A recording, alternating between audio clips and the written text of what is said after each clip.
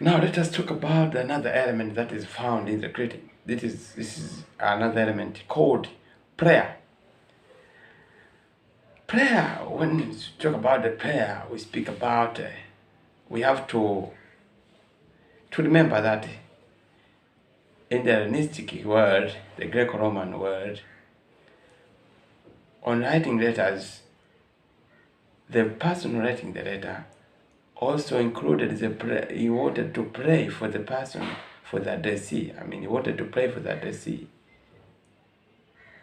And you can see he's praying. And when you take these letters, when it happens that you go to the archives or the libraries and you are given those letters to see, you're going to see that a person to whom the letter is being written, that person is being prayed for to the gods for protection and health wishes. Now Paul takes this influence to write the thanksgiving and the blessing for the people to whom he writes the gods. He writes letters. He writes the letters. Of course, there are exceptions. The letter to Titus and Galatians does not have this thanksgiving and benediction. This is because for Titus, that letter was just a brief instruction to his brief letter of instruction, and for Galatians, these people had abandoned the gospel, and so Paul being hungry and what, he couldn't just write this thanksgiving and benediction, for they had trouble, they had provoked him. See, but also you have to know that Paul had a unique way of writing thanksgiving.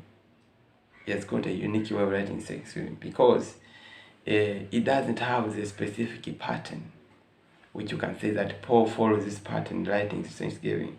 No, it doesn't have. For instance, when you observe when you make observations on the 1 Corinthians chapter 1 verse 4 to 9, you're going to see that this is a bit, the thanksgiving is discrete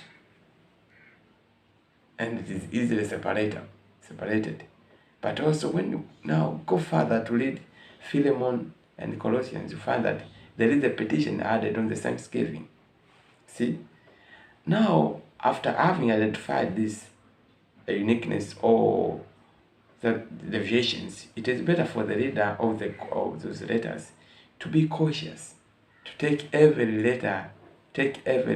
prayer from every letter as it appears, not to confuse it with other letters. Get that? Thank you for watching. Thank you for listening.